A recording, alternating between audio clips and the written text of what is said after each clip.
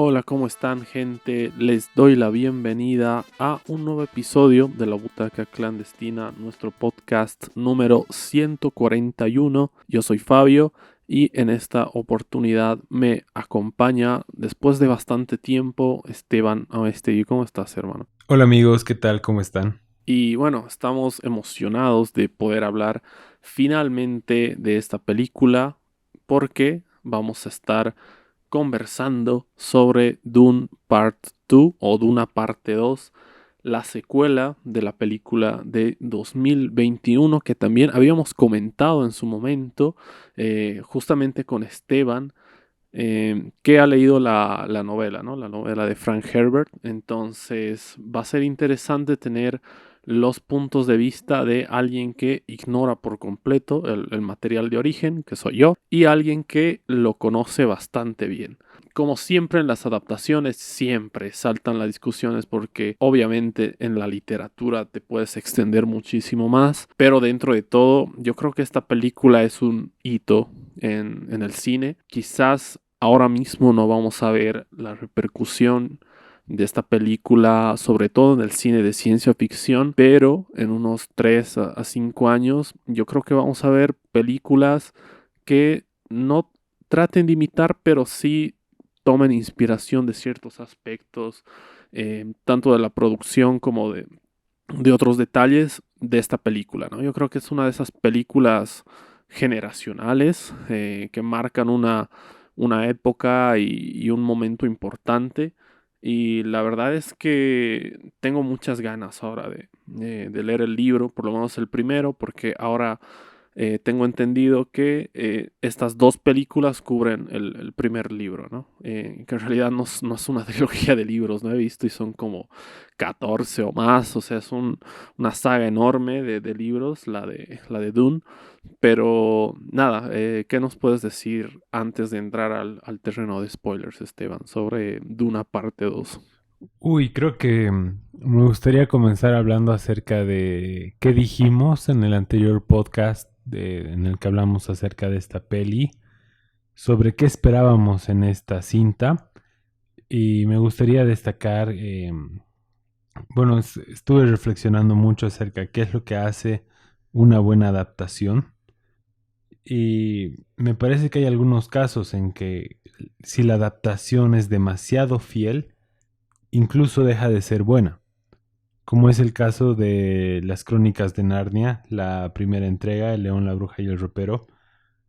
Si tú ves la película y lees el libro, es casi escena por escena exactamente lo mismo, pero es como que le falta chispa, le falta algo de magia.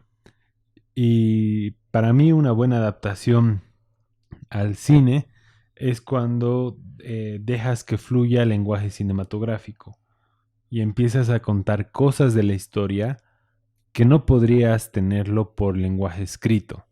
Y me parecía que el director era el más indicado para hacer algo así. Me parece que lo ha demostrado una y otra vez y sobre todo en Blade Runner 2049, si no me equivoco, en que realmente explota su faceta cinematográfica, ¿no? En que empieza a contar cosas que realmente no te las podrías imaginar en un lenguaje escrito. En el caso de Dune, a mí me parecía que la primera pecaba un poco del error de ser demasiado fiel al texto y de no explotar mucho lo cinematográfico. Pero ya en ese entonces decía que era como un algo a propósito para que pueda asegurar la segunda entrega. O sea, iba a presentar algo lo suficientemente fiel y lo suficientemente comprensible para todo público como para que sea un hito en ventas, en ventas de tickets y que logre la segunda y que a partir de esta yo ya sentía que se iba a soltar más y que realmente iba a explorar todo lo cinematográfico que se podría con la cinta, pero bueno, eso ya lo vamos a ir desarrollando más adelante. pero quería poner un poco esas ideas que tenía en mente antes de que comencemos a hablar de ello. Por supuesto, yo también volví a escuchar el podcast porque de verdad no recordaba exactamente todo lo que habíamos conversado, era como a grandes rasgos. Y sí me acuerdo que tú puntualizaste que era muy probable, o sea que más que seguro, que en esta segunda entrega íbamos a ver el verdadero conflicto, ¿no? La explosión. Y es que acá no hay solo como un clímax o un nudo, hay como cinco, ¿no?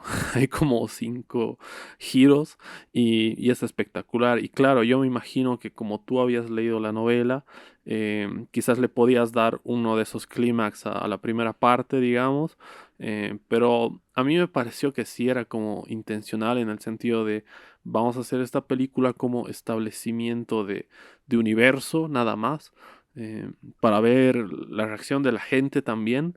Y fue muy positiva, ¿no? Porque apenas 4 días después de su estreno en cines, se confirmó esta segunda entrega. Y claro, eso habla mucho porque además era una época en la que apenas estaba regresando la actividad en los cines después de la pandemia. Entonces yo creo que eso habla mucho del impacto que tuvo. Y ya en esta segunda parte se arriesgaron y pusieron toda la carne sobre el asador. No hicieron absolutamente, le elevaron, o sea, estéticamente y narrativamente la primera entrega era muy buena, a mí me gusta mucho, pero en esta de verdad es como todo eso se ve exponenciado, ¿no? Creo que todo crece, todo mejora y es espectacular, ¿no? La verdad es una película que te decía un poco antes de grabar, por momentos sentía que me superaba, porque era tan impactante todo lo que sucedía, o sea, tranquilamente cada frame lo pausas, lo congelas y es un cuadro. Es una locura. Entonces, yo digo que me supera porque es apabullante la cantidad de imágenes tan perfectas que tiene y cómo vienen una detrás de la otra. Y, y es como que yo siento que en algunas películas que no son tan buenas, este no es el caso, pero digo, hay películas que no son tan buenas que tú te quedas con una secuencia en específico, porque el resto no te ha llamado demasiado la atención. En este caso, yo estaba tan perdido en el sentido de que me quedaba analizando cada cosa y la película no te da chance para procesar lo hermoso que era, ¿no? Técnicamente. Y yo me quedo realmente así, sorprendido. Tengo ganas de verla una segunda, tercera, no sé, cuarta vez, porque es increíble, ¿no? Es increíble y, y algo que también recuerdo que en el primer podcast lo hablamos, bueno, lo recordé escuchando el podcast nuevamente, fue de esta relación casi intrínseca entre esta novela de Dune, Star Wars y Lawrence de Arabia, ¿no? Yo no recordaba que había mencionado a Lawrence de Arabia en el episodio anterior, pero en aquel entonces yo no tenía en cuenta un dato que investigué recién y es que Frank Herbert también tomó inspiración de Lawrence de Arabia mientras escribía Dune. Y se nota en algunos aspectos y me parece genial porque George Lucas también tomó inspiración de esta película. Entonces ya no es casi intrínseca, me parece que es como totalmente intrínseca la relación entre estas tres películas y obras también literarias. Porque claro, la película de Lawrence de Arabia de David Lean se estrenó en el 1962 y la primera novela de Dune sale en el 65, ¿no? Entonces, claro, ahí es como que todo cuadra, es como que se retroalimentan y ves la inspiración de todas y al final dices cuál es el material original, realmente no importa, ¿no? Porque es como que con la inspiración que tomaron entre sí todos estos productos, son únicos, cada uno, ¿no? En su particular forma de ser. Y me parece genial que ahí como cerrar el círculo de todo esto, porque yo no tenía idea de que Frank Herbert se había inspirado en Lawrence de Arabia, que es una película histórica, ¿no? Una película de 3 horas 40, pero que es espectacular, que yo me enteré de su existencia en este documental de Star Wars Ya no me acuerdo, pero el nombre exacto, pero este que tenía una portada plateada y que te hablaban detrás de escenas de la trilogía original. Y ahí lo mencionaba constantemente George Lucas. Entonces yo dije, wow, esto inspirado a George Lucas para Star Wars, yo quiero ver esto, ¿no? Y la verdad es que les recomiendo ver la película, a pesar de que es larga y antigua. Es una película bastante reconocida, ¿no? Ya no me acuerdo ni cuántos Oscars tiene, pero es una película histórica y necesaria, yo creo, ¿no? Claro que a George Lucas le conviene decirme inspirado en Lawrence de Arabia que decir me he plagiado tres cuartos de Dune, ¿no? Claro, porque se está remitiendo a la misma inspiración que se ha remitido el autor de Dune. Porque claro, hay muchas más similitudes entre Dune y Star Wars, obviamente, que entre cualquiera de estas dos películas con Lawrence de Arabia, ¿no? Lawrence de Arabia es una película de conflicto bélico, pero aterrizada en un contexto real, ¿no? No es una película histórica, pero sí está aterrizada en un conflicto bélico real. Entonces va por ese lado. En cambio, Dune y Star Wars son productos de ciencia ficción, pero lo que tienen en común las tres es que están ambientadas en un contexto desértico por momentos y también que tienen a un personaje que se vuelve parte de un grupo del cual no viene originalmente, ¿no? Y termina convirtiéndose en su líder, ¿no? En su cabeza. Entonces, eh, yo creo que eso es genial, ¿no? Como de una obra aterrizada completamente en la realidad, se hayan podido desprender estas dos grandes obras que son tanto Star Wars como Dune, ¿no? La verdad es que me parece genial también que tenga esta especie de revancha, voy a ponerle entre comillas, porque para mí no es como una competencia, pero tiene como su revancha Dune en este siglo de generar un impacto similar al que generó Star Wars con su trilogía original, yo creo, incluso puede llegar a ese nivel de impacto cultural, me parece, dentro de algunos años, y, y hacerlo porque era la obra de la cual Star Wars se nutrió bastante y de la cual sacó muchas ideas, ¿no?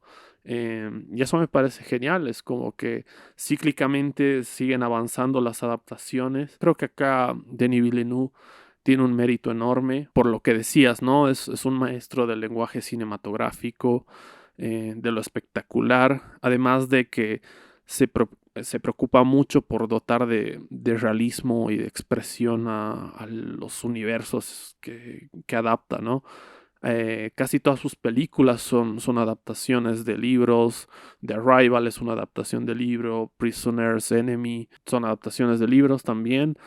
Entonces yo creo que domina muy bien crear estos universos que se sienten tan reales también, ¿no? Acá entra algo técnico que vi el otro día claro, si has visto la película, si han visto la película, bueno, no estamos tirando spoilers todavía, pero como ya vamos a entrar un poquito a hablar de eso, así que lo más recomendable es que si no lo han visto, pueden dejar el podcast pausado acá y regresar una vez la hayan visto.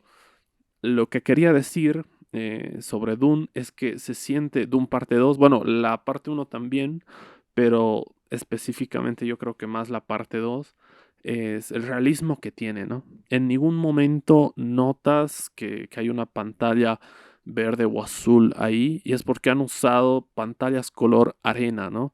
Que es una genialidad porque te dan luz natural, entonces ya no tienes que grabar en sets con luces de estudio, puedes trabajar con la luz natural y que además el color arena exactamente en la gama cromática es el opuesto del azul. Entonces en postproducción lo pueden convertirlo en una pantalla azul, pero queda grabado con luz natural y eso le dota bastante realismo a la película, ¿no? Aparte que es color arena y estás en medio del desierto, entonces eso me parece espectacular. En ningún momento ha saltado para mí el CGI o los efectos que han puesto. Y eso me parece increíble. En una película de ciencia ficción yo creo que eso es básico, ¿no? Que sea tan imperceptible que tú asumas eso como real. Y nada, yo creo que por ese lado lo técnico está en un nivel muy, muy alto, ¿no? Sobre todo en esta segunda parte. Totalmente. Yo creo que también ha sido algo tecnológico de por qué no hubo una buena adaptación de Dune hasta la fecha. Y es que, por ejemplo, Star Wars, eh, la tecnología de su tiempo y los efectos especiales en fílmico daban para una buena representación con la historia de Star Wars. Pero creo que todavía no había el avance tecnológico de em, para haber tenido una buena adaptación de Dune. Y si ves el Dune de David Lynch, un poco como que te salta eso, ¿no? En cambio, ya por ejemplo para el cine digital, eh, como que ha flaqueado un poco el manejo de lo digital incluso para las precuelas, ¿no? De hecho se critica mucho por el uso de la pantalla verde o pantalla azul, eh, porque era algo bastante nuevo y hay que reconocerle a George Lucas el haberse lanzado a intentarlo y de hecho eh, las Guerras Clónicas es la primera película grabada completamente como cine digital. Entonces, sí han sido pioneros, pero a veces no se trata de ser el primero, sino el de contar mejor la historia o dominar mejor el arte. Y en ese sentido yo creo que a nivel efectos especiales, eh, realmente ahora estábamos en la época de poder transmitir visualmente el universo de Arrakis, de Duna. Realmente me pareció como que se han alineado las constelaciones y también hemos visto un flaqueo tremendo en la saga de Star Wars desde que Disney lo ha comprado. Creo que tenemos contadas experiencias en que los fans se han sentido a gusto, que había mucha hambre de una historia más madura, más realista y que jugara con elementos eh, más profundos de la religión, de la ecología y también de la política. Sí, totalmente. En ese sentido, Star Wars es una historia más contenida. Ya en este punto no podemos decir que es más simple porque a lo largo de los años con los cómics y videojuegos y series y tantas cosas es como si un universo vasto, ¿no? Y complejo y que no necesariamente tiene una sola cronología, sino que varias. Pero la verdad es que sí, la película de Lynch es un ejemplo.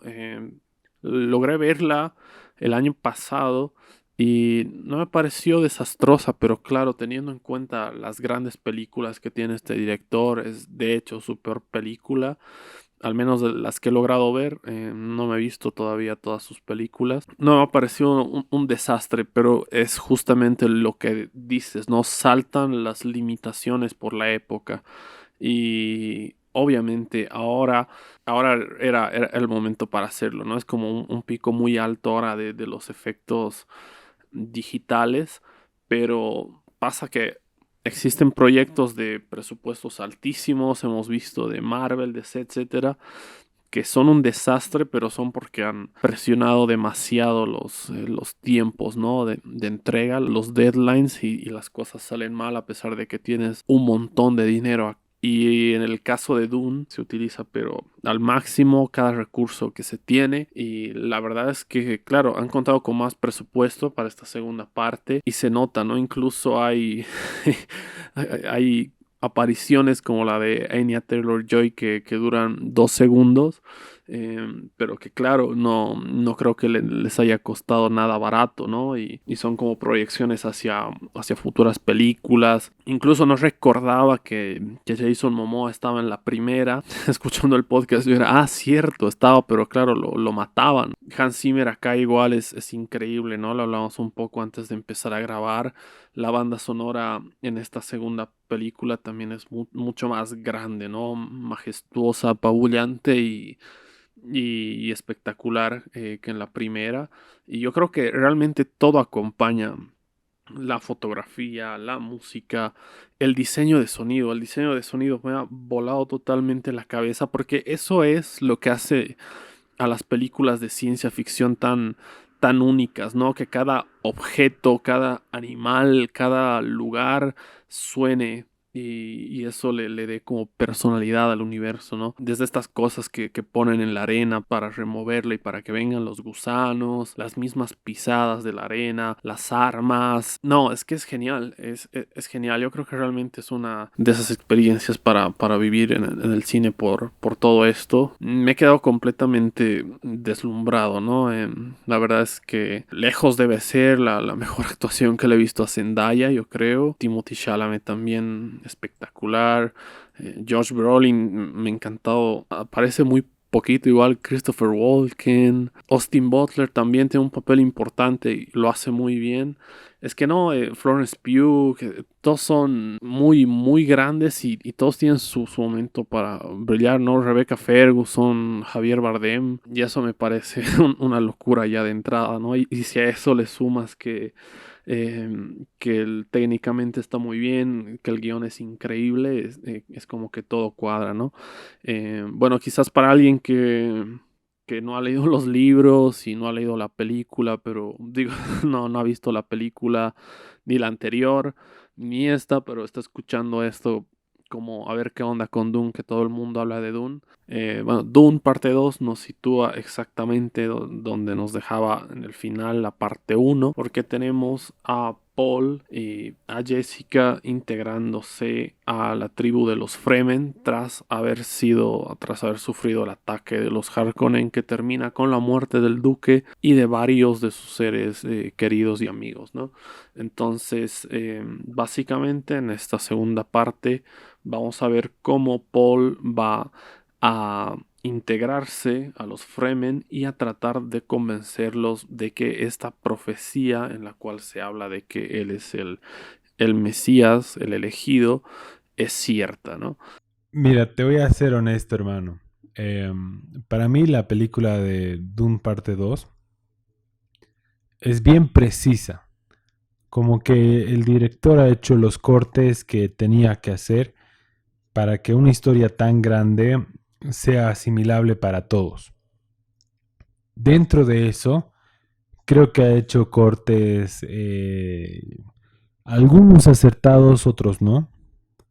Y creo que me animaría a ya comenzar a hablar de eso. Bueno, te decía, con relación a las decisiones que ha tomado el director, eh, realmente Dune, al menos el libro, es el tipo de historias que por donde le veas puedes encontrar mucha riqueza y como que te puedes obsesionar con distintos tópicos de la historia, de la religión, la ecología, el tema político, el tema de cómo funcionan los movimientos sociales, las revoluciones, por donde le veas puedes como que disfrutar mucho. En ese sentido, yo creo que el mayor acierto que ha tenido el director fue enfocarse en el mito mesiánico. Porque y ha desarrollado una historia épica a través de eso.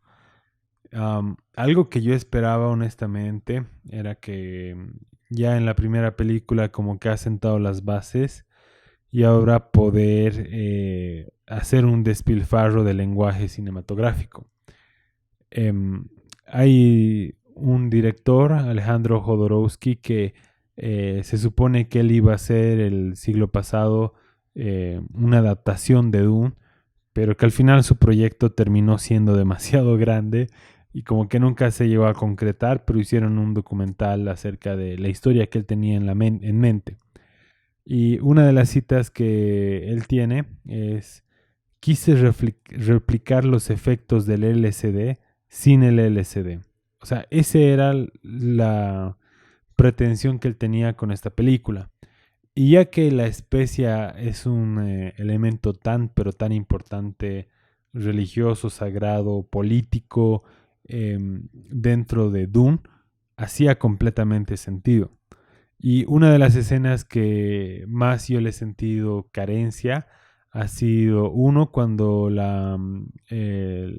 Jessica consume el líquido de la vida y se convierte en reverenda madre. Esa parte en el libro es literal lo que describe Alejandro Jodorowsky. Y la segunda parte es cuando el propio Paul Atreides se consume el mismo líquido. O sea, realmente las cosas que tú ves en el libro son muy cinematográficas, muy por el lado que Jodorowsky describe y que no hemos visto en la película. Y hay otra cosa más que sucede, que a medida que Paul está en el desierto profundo, tiene más contacto con la especia. Y esto no lo revela mucho la película, pero Paul no solo es Bene Gesserit, sino también ha recibido el entrenamiento para ser un mentat. Y los mentats son como una especie de máquinas humanas de cálculo y de probabilidades. Entonces, lo que sí hace la película a veces te muestra imágenes de visiones del futuro. Eh, y la verdad me han parecido un poco convencionales en la forma en que han transmitido esas imágenes, como, no sé, una típica transición de ahora es una visión del futuro, presta atención, pero tampoco te lo creas todo. Y em, creo que me ha faltado el desarrollo cinematográfico, que yo esperaba ver algo como Blade Runner 2049, pero reconozco que ha sido una decisión que tiene sus fundamentos y que a la vez se ha enfocado por lo épico, se ha enfocado en el mito mesiánico y lo hace bastante bien. Quizás el único error que yo percibo en eso ha sido que le ha dado mucha importancia al personaje de Chani, que es interpretado por Zendaya. Yo concuerdo contigo, quizás sea una de las mejores interpretaciones de Zendaya, pero me parece que mucho del relato se ha centrado en ella y para que se lleve eso a cabo, su nivel de actuación no ha estado a la altura de lo que probablemente exigía. Y, y no lo digo como si hubiera hecho un pésimo papel, sino me parece que quizás el personaje debería haber sido más complejo. A ratos, no sé, la sentía hasta muy adolescente en ciertas expresiones o reacciones del personaje que no acompañaba mucho a cómo era el personaje en el libro. Y uno de mis mayores dolores que he tenido al ver la película es el personaje de la madre de Paul, como en la primera película realmente demostraba un papel muy muy bueno, mucha complejidad, y creo que en esta película simplemente la vemos como una fanática del mito mesiánico de Paul, y más bien como conspirando para que Paul llegue a ser como el Mesías lo más antes posible, ¿no? Y dentro de eso me pareció interesante cómo lo han adaptado el tema de su hermana. No es así en el libro, de hecho pasan muchos años en lo que parece que pasan días en la película, ¿no? Entonces Alia, por ejemplo, ya ha nacido, y es un personaje que perturba mucho a todos los demás de la comunidad Fremen, porque como ella ha vivido el rito de la reverenda madre, siendo niña ya tenía la conciencia de todas las reverendas madres anteriores. Entonces, por ejemplo, les decía, ah, mira, tu hijo es idéntico a su tatarabuelo que ha vivido 100 años atrás, ubicas. Y así de 3 años empieza a tener un montón de interacciones así, que es bien perturbador en el libro. Y me pareció que mantuvieron eso de perturbador en un feto que habla con su mamá, digamos, y conspiran juntas. Pero siento que todo eso ha sido en desmedro del personaje de su mamá, que en la segunda parte del libro se mantiene siendo un personaje complejo y más bien a través de sus ojos tú puedes ver la transformación de Paul. Y de hecho igual me pareció que Paul tarda mucho en como que aceptar el llamado del viaje del héroe, como que ya yo voy a aceptar ser eh, el Mesías y creo que eso es algo muy del cine de esta época. De hecho, sucede en la película de Superman, ¿no? En la versión de Zack Snyder. Y creo que era una de las principales críticas que tiene, pero eh, sí llega a ser mejor, mucho mejor que esa adaptación de la historia de Superman, pero eh, como que ya estamos en la segunda parte, ya no tendríamos que ver tanta indecisión del personaje, ¿no? Eso, quizás Jessica, Alia no estaba mal, fue interesante como lo vieron, pero siento que sobre todo Chani no estuvo a la altura y lo hablaba con un amigo, quizás faltaba un poco más de química entre Timothy Chalamet y Zendaya. No es al nivel de, por ejemplo, Hayden Christensen con Natalie Portman, que ya da cringe, pero como que hay algunas partes que no terminan de encajar del todo y como lo que podría haber sido demasiado bueno, simplemente es bueno. Y es normal, no siempre es fácil encontrar un cast perfecto, ¿no? Y sobre todo un personaje joven que tiene que reflejar mucha complejidad, es bien difícil de encontrar. O sea, solamente para explicarte bien qué era lo que yo tenía de expectativa con el personaje de Chani, una interpretación de la protagonista de eh, Killers of the Flower Moon. Ese nivel de actuación, como que a través de sus ojos tú puedas percibir toda la historia. Y, o sea, me parece bien acertado el camino por el cual optó el director, pero debería haber tenido una actriz que esté a ese nivel de interpretación si es que quería llevarlo por ese lado. Puede sonar bastante hater todo lo que estoy diciendo, pero te lo digo como un fan del libro, me ha gustado mucho la película y me ha parecido exacta y precisa lo que tenía que ser. Yo simplemente me he arruinado por leer el libro, que ya tenía una película en mi cabeza, ya tenía algunas expectativas que era muy difícil que las iban a llegar a alcanzar. Y ponte, cuando yo me refiero que esperaba que explote más su lado cinematográfico, es que esas escenas en que toman esa bebida de la vida, esperaba algo como Odisea en el espacio en el último acto. Ese nivel de explorar y empujar la barrera de lo que se puede decir con el cine. A mí me parece que más que el camino del héroe, porque lo mencionabas, es como el descenso a la locura, ¿no? O el descenso del aparente héroe hacia un villano casi.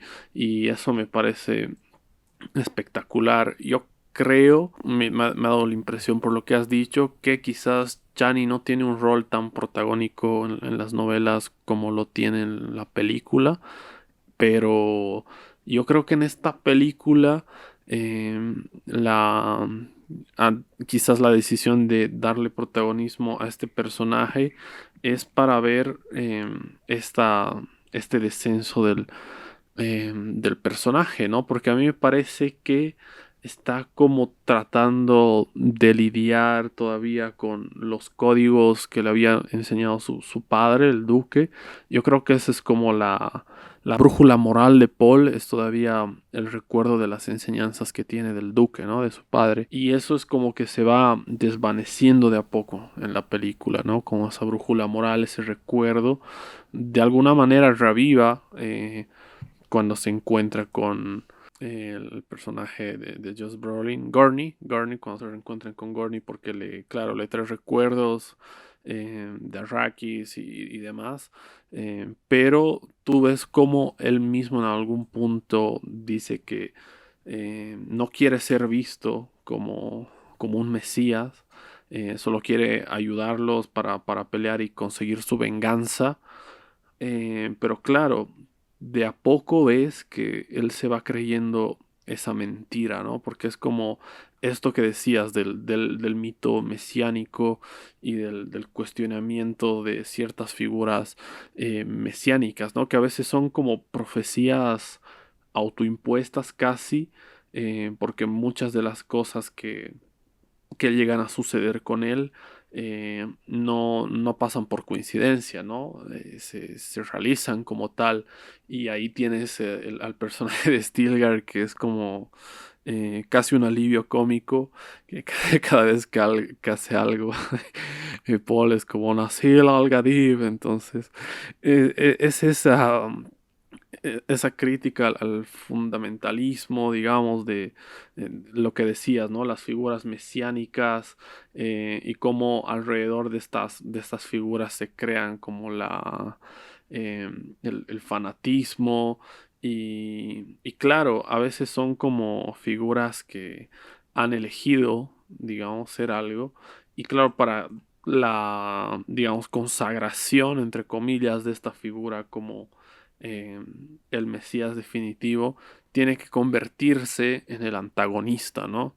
Y eso lo vemos al final, se carga a todos, ¿no? Mata a todos y se caga en Chani y se va con la hija del emperador. No, no era el emperador, sí, el emperador, ¿no? El personaje de Christopher Walken, que es Florence Pugh. O sea, realmente ya le come la cabeza esto del Mesías y me parece que es eso, ¿no? El descenso de un personaje, la corrupción de un personaje, que es espectacular porque hablando justamente de Star Wars, la decadencia, digamos, de Anakin, la vemos recién en el episodio 3. Vemos atisbos de esto tanto en el episodio 1, pero ahí no se llega a explotar demasiado porque es un niño.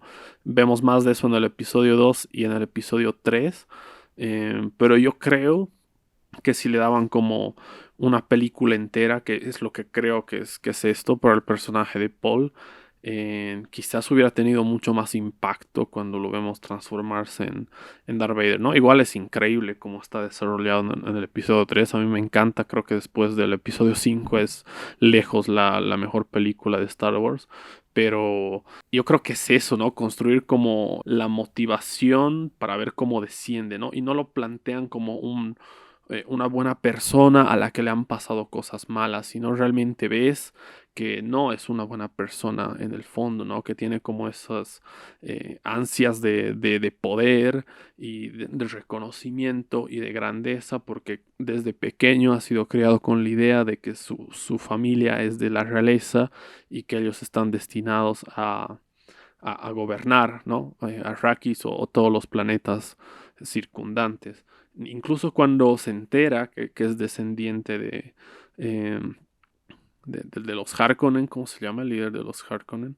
El varón de los Harkonnen. Claro, no le importa, ¿no? Porque, bueno, sí lo afecta, pero está tan metido en la idea de que está destinado a la grandeza que ahí ya no le importa el linaje, sino solo le importa el poder. Y visualmente cómo se representan estas cosas es increíble, ¿no? Este momento en el que vemos como la silueta desenfocada en segundo plano de Paul acercándose en medio del desierto y ves al gusano de arena ahí como levantando un montón de arena por detrás. Es que son metáforas visuales que hace el director para contarte cosas, ¿no? Me imagino que obviamente eso debe ser mucho más descriptivo y mucho más rico en el libro. Y es normal, bro. O sea, incluso mientras hablabas ahora, me hiciste recuerdo a una experiencia que yo viví hace ya, ¿cuántos años? Deben ser más de 15, digamos. Porque de la saga de Harry Potter, yo únicamente leí El Cáliz de Fuego y fui a ver esa película al cine, ¿no? Y obviamente los libros son enormes. Fue el primer libro así grande que leí, creo. Y estaba emocionadísimo, ¿no? Y claro, me encantó la película porque aparte tenía, no sé, 10 11 años, sí, más o menos 10 11 años. Pero claro, había momentos en los que decía, ¿dónde carajos está esta escena, ¿no? O este personaje, me acuerdo que el interés amoroso de Harry, que es Cho Chang, en el libro tiene muchísimo desarrollo, ¿no? Y en la película es como un interés amoroso que pasa así 2 segundos.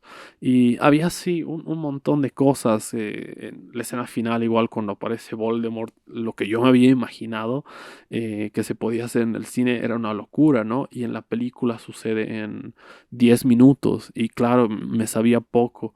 A pesar de que decía, nada, estaba buena, pero igual siendo ya así niño, yo decía, pucha, esto no, hubiera querido que sea así. No me imagino ahora a esta edad, si digamos, leo algo así larguísimo, luego veo la adaptación, yo creo que estaría igual. Yo creo que tal cual estaría así como, no, no me puedes hacer esto, ¿no? Pero es totalmente comprensible, hermano. A mí me ha gustado mucho que en esta es más política, ¿no? Por momentos se sentía bastante como Game of Thrones, por las luchas de poderes, intereses políticos y demás. Claro, me imagino que eso en el libro también debe ser espectacular, ¿no? Me acuerdo también que en el episodio anterior hablaba sobre las Bene Gesserit y cómo tenían justamente eso, ¿no? Un rol más político. Acá se logra ver más de eso. Pero claro, me imagino que en el libro es más descriptivo, pero por ese lado creo que te puedes quedar tranquilo porque se ha confirmado que se va a hacer una serie sobre las Bene Gesserit, ¿no? Que va a estar ambientado creo que un montón de años antes de los eventos de Doom cronológicamente. Y me parece genial, ¿no? O sea, considerando que es una saga que tiene un montón de libros, ahí sí está bueno hacer como spin-offs y ese tipo de cosas, sobre todo cuando son materiales como este, ¿no? Que tú dices que son extensos y ricos en narrativa, y a ver cómo le va, ¿no? O sea, con la tercera parte está casi confirmada, pero el director ha dicho también que quiere darse un respiro, que me parece algo bastante sensato, que haga algo más en medio para que no le coma demasiado la cabeza. Es algo que hemos visto muy recurrentemente, ¿no? Sobre todo en estos directores que son más de hacer cosas, o sea, no voy a decir autorales porque son adaptaciones, pero con un estilo propio, con una voz propia, eh, se saturen, ¿no? Si hablamos ya de blockbusters, Marvel, etcétera, no les importa, ¿no? No se saturan, pueden hacer 5 películas una tras de otra, pero ya da igual. Pero, por ejemplo, Nolan, después de hacer la segunda parte de Dark Knight, se tomó un descanso antes de hacer la tercera parte, ¿no? En medio hizo Inception o hizo El Gran Truco de Prestige, no me acuerdo, era una de esas dos, pero se tomó como un intervalo ahí, ¿no? Y yo creo que es necesario. eh, y yo creo que va a salir bien, pero, o sea, se va a tomar un respiro y ya se ha casi confirmado que va a haber una tercera parte que va a adaptar el siguiente libro, que es Dune Messiah. Y me parece interesante, ¿no? Yo creo que si se arriesga alguna productora o alguna plataforma de streaming a invertir fuerte en series de este universo, yo creo que tienen ahí una nueva gallina de los huevos de oro, ¿no? Pero no me gustaría que llegue al punto de Star Wars, ¿no? Que ya ahí ya han explotado demasiado esa gallina, ¿no? Esa gallina ya no tiene ni un solo huevo, pero la siguen ahí matando y ya no le queda nada. Pero yo creo que es un universo con ese potencial, ¿no? Para tener series, spin-offs y todas esas cosas. Sí coincido sobre el personaje de Rebecca Ferguson, de Jessica, que en la primera película se me perfilaba como un personaje más profundo, sí, como un personaje más interesante. No quiere decir que decaiga la interpretación, pero sí, justamente lo que decías, ¿no? En cierto punto es simplemente una fanática de su propio hijo y que está promoviendo ella misma el mito mesiánico de su hijo, poco más, ¿no? Ahora, las secuencias del agua de la vida a mí sí me han gustado, men. O sea, el montaje de esas secuencias sí, sí me han gustado, pero claro, yo desconozco cómo se describen en el libro, ¿no? Ese es como algo importante, pero a nivel de lenguaje cinematográfico me ha gustado muchísimo, man. Hablabas de Blade Runner 2049, que por cierto a mí quiero verlo otra vez. Ha pasado un buen tiempo, quisiera verlo otra vez para ver cómo la digiero ahora. En su momento no me gustó del todo, o sea, técnicamente sentía que era perfecta, ¿no? Obviamente, bueno, ahí tienes a Roger Deakins en la dirección de fotografía y obviamente es todo simétrico y espectacular y la iluminación es una locura, ¿no? Eh, entonces por eso me parece que brillaba, pero a nivel de historia no me convencía del todo. Eh, considerando que la original es casi perfecta, ¿no? La de Ridley Scott es una película para mí perfecta que no necesitaba secuelas. Pero en este caso sí siento que es de esas historias que sí podría expandirse más y lo hace muy bien.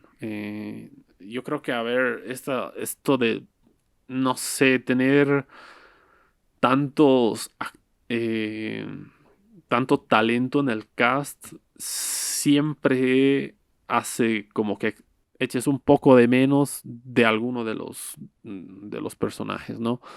Siempre, es que es imposible. Si tendrían como todos la misma participación, las películas durarían 7 horas, ¿no? Entonces, eso. Claro, yo también lo he sentido, decía como con Anya Taylor-Joy. Florence Pugh, a pesar de que aparece poco acá Florence Pugh, me ha encantado su personaje. Es como narradora por partes de la historia de Dune, te da bastante contexto del lugar. Eso está buenísimo. Em, Después lo que decía Javier Bardem y Josh Brolin, la verdad, de 10, ¿no? Javier Bardem es el personaje que me ha tenido riendo toda la película. Después hay momentos que se me han quedado muy marcados, como cuando obviamente el momento de que monte el gusano, que es espectacular a nivel de sonido, ¿no? Cómo está construido, el ruido que hace, cómo va en ascenso. Es genial cómo acá la música no solo es mejor, sino que creo que se ha usado de manera más inteligente, porque acá hay silencios intencionales de la película que anticipan cosas, ¿no? Por ejemplo, antes de la llegada del gusano queda todo en silencio y una vez está encima del gusano, recién vuelve la música, ¿no? Está muy, muy bien pensado todo eso, ¿no?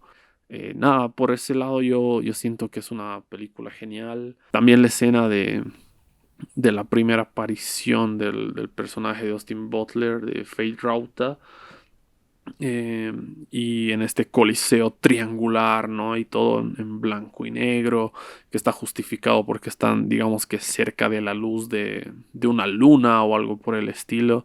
Y nada, estéticamente eh, es de estos ahora llamados blockbusters de autor, ¿no? Como estas películas que logran ahí el balance perfecto entre ambas cosas y que tenga estas puestas arriesgadas de hacer cosas en blanco y negro y secuencias sin cortes también. Hay planos secuencias en las batallas que son increíbles. Entonces, yo creo que hablan mucho de un autor genial. Yo creo de una de las voces más interesantes del cine de hoy en día. Y por eso, más que nada, estoy feliz con la decisión de que su siguiente proyecto no sea la tercera parte, ¿no? Quiero verlo haciendo más cosas. Y claro, todos vamos a estar encantados cuando se le dé el cierre a trilogía, pero entre tanto yo creo que pueden hacer spin-offs, ¿no? Pero tienen que ser spin-offs con mucho presupuesto, ¿no? Con mucho presupuesto y con personas a las que les den la libertad creativa, que yo creo que es lo que ha hecho que funcione bien esta segunda parte de Dune, ¿no? Sí, yo creo que si hay spin-offs tendrían que ser al nivel de House of Dragon Sí, y le tendrían que inyectar mucho dinero para que realmente funcionen. Y bueno, no sé, al igual que vos, creo que el director tiene que tomarse un descanso, esperar bastante para siquiera pensar en cómo adaptar los otros tomos de la historia. Eh, mm, no sé si usaría el ejemplo de Nolan porque Nolan tuvo la muerte de Heath Ledger, ¿no? Como freno para continuar con la saga de Batman. Pero sí, yo creo que le hace falta hacer otras historias, explorar más antes de retomar estos proyectos, porque me imagino que este debió ser muy agotador para él a nivel físico, mental, y realmente hace falta mucho tiempo para procesar eh, cómo hacer lo que se viene, ¿no? Y en ese sentido igual, no sé, le tengo miedo a las adaptaciones porque yo creo que ahora que ha sido un éxito la segunda entrega, van a querer hacer más cosas y mucho más rápido. Entonces, corre el riesgo ahora Dune de volverse como Star Wars y hacer una franquicia que genere mucho dinero, ¿no? sí.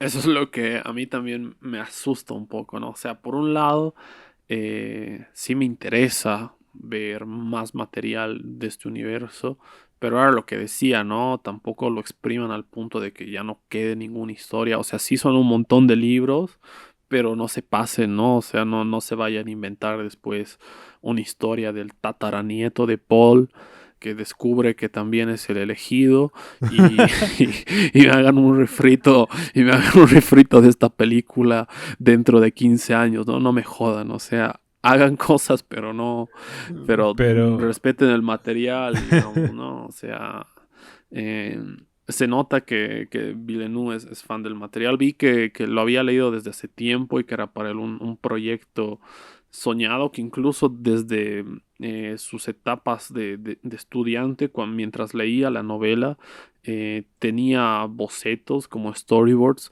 que ha terminado usando para esta película, ¿no? Entonces, claro, ahí se nota la pasión por el material original y siempre que eso está presente, salen bien, ¿no? Eh, lo ideal es que el escritor o el creador original esté involucrado de alguna manera. Ahora no se podía porque, claro, Frank Herbert ya ha fallecido lamentablemente, pero yo creo que se nota ese cariño en todas las decisiones artísticas, técnicas, en la puesta en escena, lo cual me parece espectacular. Me acuerdo que al salir de la sala te decía que para mí es como el Imperio contraataca de este siglo.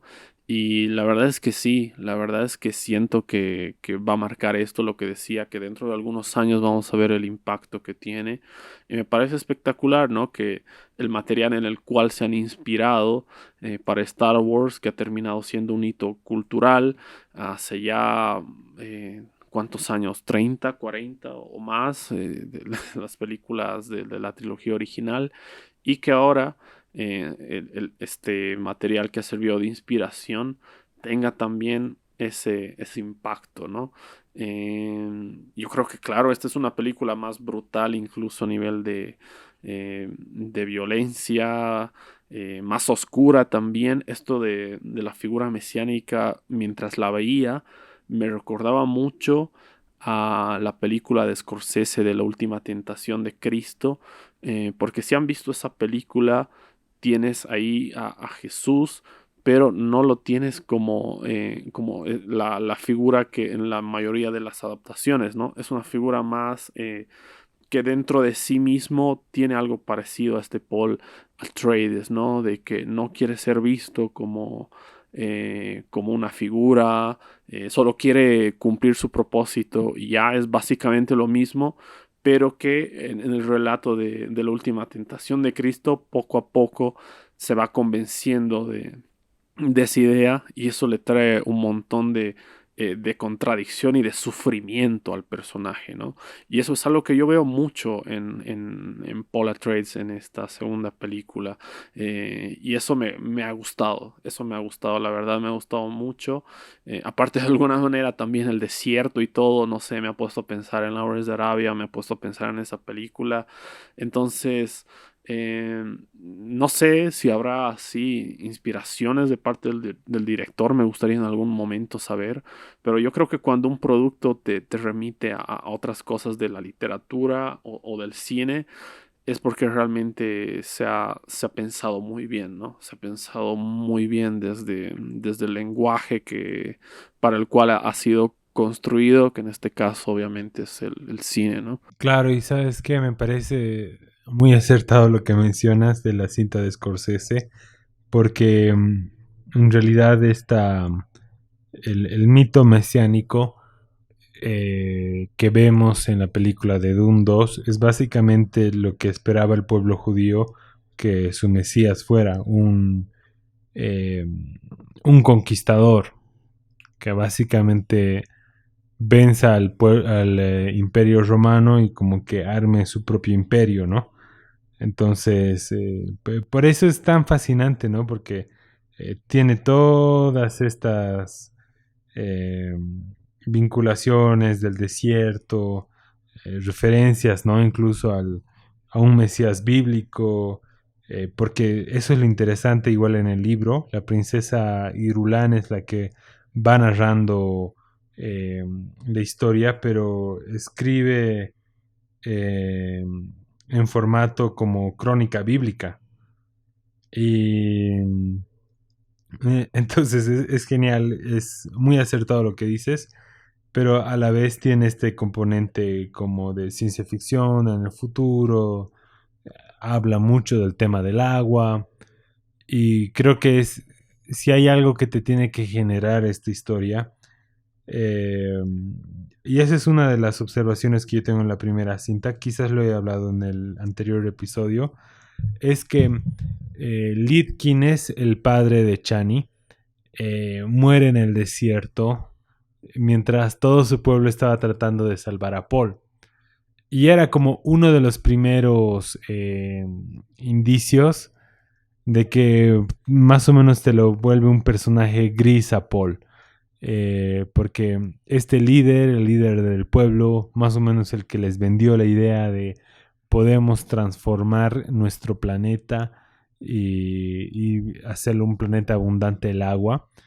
Y como que el momento en que el mito del Mesías es más llamativo que la propia utopía, es que como que estamos perdiendo algo, ¿no?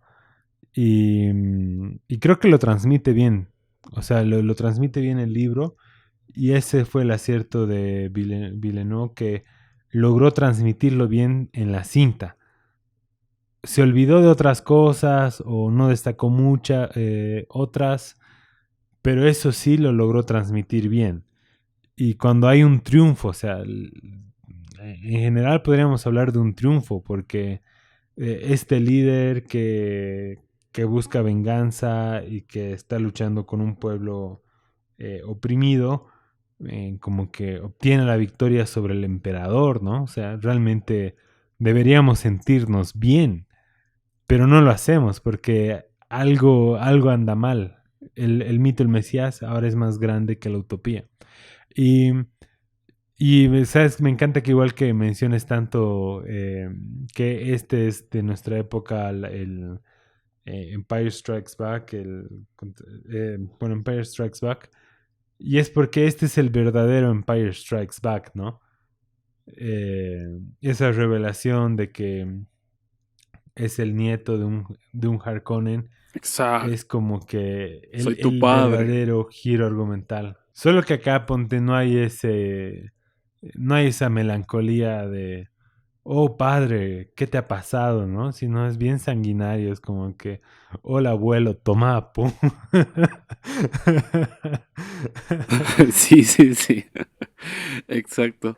Es que eso es genial en lo que mencionabas recién, que es un personaje más gris, más imperfecto, eh, y ahí es como que recae en la oscuridad, ¿no? Yo, como notaba las similitudes, digamos, veía al personaje de Dave Bautista como el Darth Vader, digamos, ¿no? En algún punto, lo cual me pareció un giro interesante después cuando aparece el de Austin Butler y es como el verdadero Darth Vader, pero es como ahí ya primer giro sorpresivo.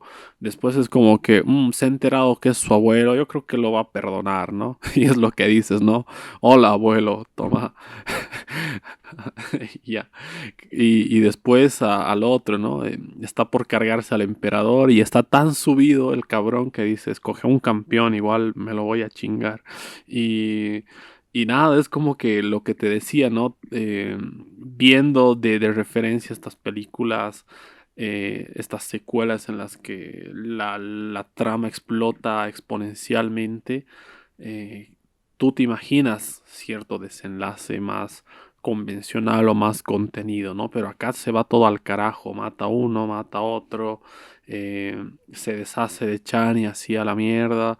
Es como que clímax tras clímax, y eso es justamente porque no es un personaje, es lo que decías, no te sientes mal, es como la victoria, es como el objetivo que tú has acompañado al protagonista a lo largo de la película, pero claro, no se siente como una victoria, no se siente como una derrota, se siente como que hemos perdido, al que sí probablemente podría haber ayudado a restablecer la igualdad o el balance, digamos, en Arrakis, pero lo hemos convertido en un genocida, ¿no? Y creo que ahí está muy bien, por lo menos, la actuación de Zendaya, en esa expresión final cuando lo ve y ya sabe que se fue a la mierda y se marcha, ¿no? Al desierto. Eh, no, pero creo que principalmente eso, que tengamos un personaje tan gris, tan imperfecto y ver cómo salta como lo peor de él, paulatinamente, es lo genial de este relato, ¿no? Porque tener un final feliz hubiera sido, la verdad, una cagada en esta película. Claro, y de eso se trata, por ejemplo, El Imperio Te deja Contraataca. la misma sensación. Tienes un ¿No? final así de what the fuck y de que, qué difícil la tenemos ahora o qué esperanza hay ahora. Has tenido el giro argumental vinculado con la familia, entonces, o sea, literal, este es el verdadero Imperio Contraataca, ¿no? Y sí, la verdad es que en eso es un acierto, tal como lo hace igual la batalla final, ¿no? Uf, sí. Eh, ajá. O sea, realmente es impresionante cómo lo han grabado todo eso. Y acá te tiro un dato. Hay otro personaje más que tiene al menos como que el código genético para ser el Mesías. Wow. Y es con quien tiene la batalla final. No es Fate Rautha. Entonces, es interesante porque hay momentos en que Paul, como tiene esas visiones, que tiene visiones en que está muriendo mientras pelea. Y como que también hacen trampa, un montón de cosas así. Entonces es distinto cómo lo está transmitiendo en el libro, pero yo creo que te transmite el mismo espíritu, que eso es lo más importante. Claro. Y ahora, sácame de una duda, hermano. Tú que has leído el libro, porque he recordado que en la primera película hay una escena en la que Timothy Chalamet está con un traje eh, como de Power Ranger. O sea, no lo estoy diciendo porque se vea así de mal el traje, sino porque es esa onda, ¿no? Es como un enterizo con un casco, digamos, y está en una guerra. Yo pensaba que esa es la guerra que íbamos a ver en la segunda parte, ¿no? La batalla final, pero creo que es algo que sucede incluso más en el futuro, ¿no? Es algo que creo que es la guerra sagrada o algo así. Estoy tratando de entender eso y si eso sucede después, o sea, si sucede en este primer libro o sucede en el libro de Dune Messiah, ¿no? Creo que sucede en el siguiente libro porque termina exactamente en el mismo lugar. Mira, ¿sabes cuál sería una de las diferencias? Em, Algo muy importante en el universo de Dune es la cofradía, que es como más o menos el sindicato de transportistas, porque también son como comerciantes. De la línea Arrakis. Literal. Pero básicamente ellos es como el motor económico de todo el imperio intergaláctico. Ya, Y ellos funcionan básicamente con especia para poder viajar interplanetariamente. O sea, sin especia ellos no pueden ir de un planeta al otro. Y por eso es tan importante la especie a nivel económico, porque realmente sustenta todo. Y, y una de las cosas, por ejemplo, ahí ya Paul está como que loco, ¿no? Como que puede llegar a amenazar a destruir toda la reserva de especia. Pero ahí, por ejemplo, en el libro uno de la cofradía le dice, mira, si tú destruyes la especia, te vas a quedar ciego, porque como has vivido tanto tiempo acá, ya eres un completo adicto y si dejas de tenerla a tu disposición, ese es uno de los efectos secundarios. Y o sea, ponte, ya hay un componente de su historia personal, ponte, él ya no puede dejar a Arrakis porque es un adicto a la especie. Y no solo él, sino todo el imperio intergaláctico es recontradicto a la especie. wow. Claro, me acuerdo que en el anterior podcast me dijiste, ¿no? Que tiene un impacto así sociocultural, político. Acá se ve, pero muy poco, ¿no? Por ejemplo, acá los Friend tienen ahí en la comida, ¿no? Que era algo que no era, digamos, común para Paul en Arrakis, pero lo tienen en la comida. Entonces, claro, ahora me dices que también es parte de la economía. Entonces, es básicamente el oro, el petróleo de este universo, digamos, ¿no? Algo que está me parece genial, pero también algo que tenga un impacto político, que sea al mismo tiempo como algo que puedes utilizar para cocinar o para tener las visiones, ¿no? Como está ahí especificado. Em, claro, al principio yo estaba confundiendo Bro, el... Dime. ven, el equivalente de la especie es básicamente la hoja de coca. La hoja de coca, sí. Puedes leer el futuro, te da energía para trabajar, lo puedes incorporar en la comida, en la bebida, También es el motor del sindicato de transporte. de transporte. Literal, el sistema económico mundial se sostiene mucho en su producción. Los trabajadores, a trabajadores de todo rubro, en cualquier rubro encuentras algún trabajador que piche coca. Sin ir lejos, yo estoy pichando coca mientras hablamos, así que Ahí tenemos, ven, es nuestra especie. ¿No? tenemos que hacer nuestra adaptación boliviana. Se va, se va a desatar pronto una batalla. Eh, estoy diciendo cualquier cosa. Eh, claro, lo que... Y ahí el Evo Morales ¿Qué? va a ser nuestro. Ya Evo Morales va a ser nuestro Lil San Al Gaib. No, viejo, por favor. Lo que te iba a decir era de... sí, que en algún momento al principio estaba confundiendo el agua de la vida con la especia, ¿no? Porque, claro, el agua de la vida te la introducen acá recién y te muestran que es resultado de que le extraen algo a los pobres gusanos de arena. Eh, pero después recién hice la diferenciación, ¿no? Era como que esto del agua de la vida es digamos, algo que tiene que ver más con conexiones ancestrales, digamos, o con conexiones con gente del pasado, al menos así lo he entendido en la película.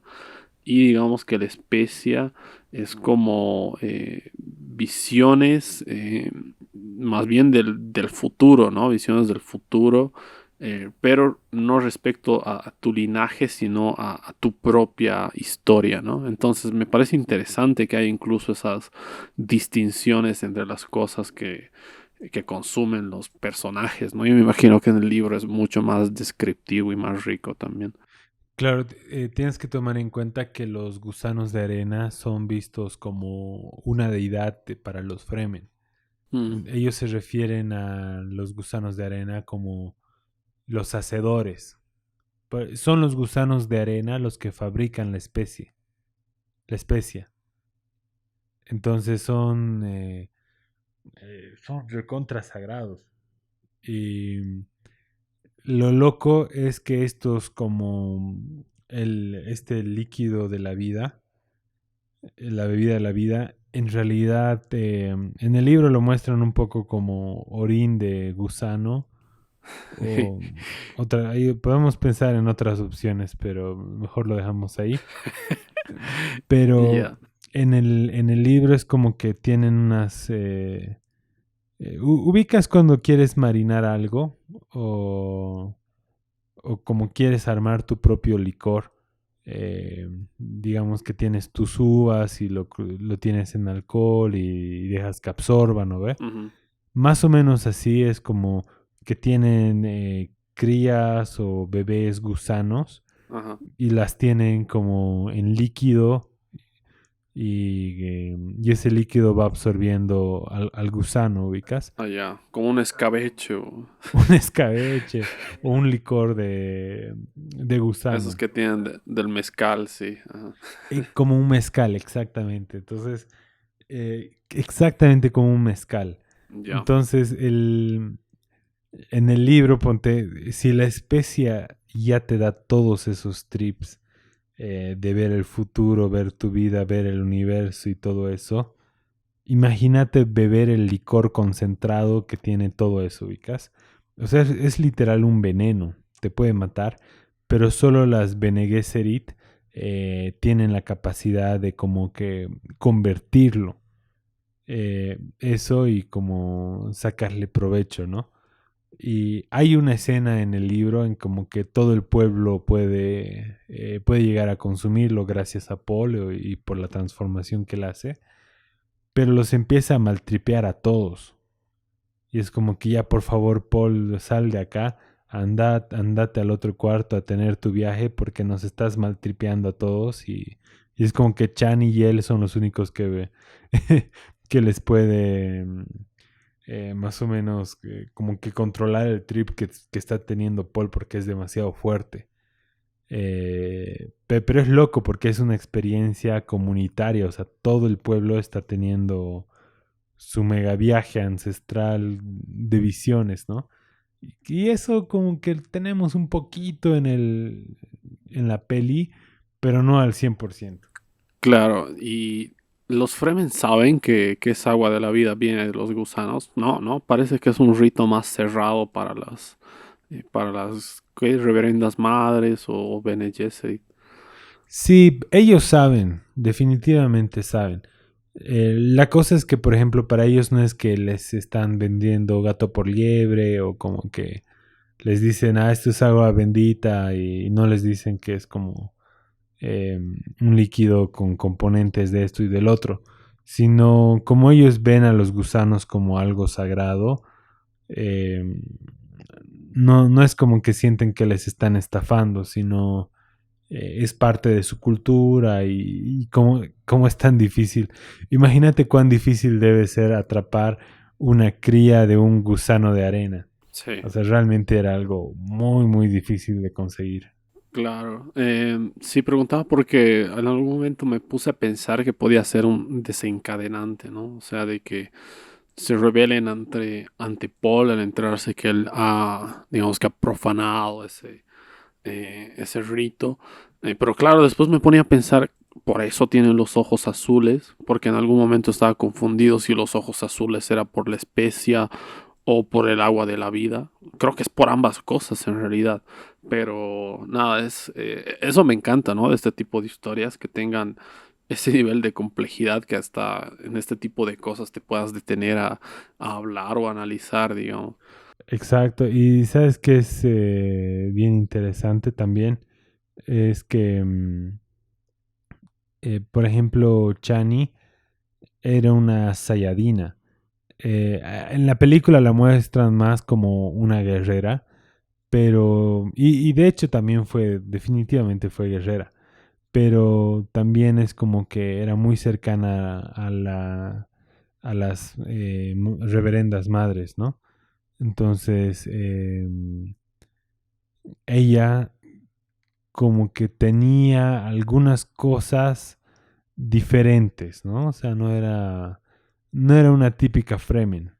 Y eso es lo que te comentaba igual un poco, como que había cosas de ella que la hacían más compleja. O sea, literal pienso mucho en el personaje de Killers of the Flower Moon, como que un personaje con esa mirada tan potente.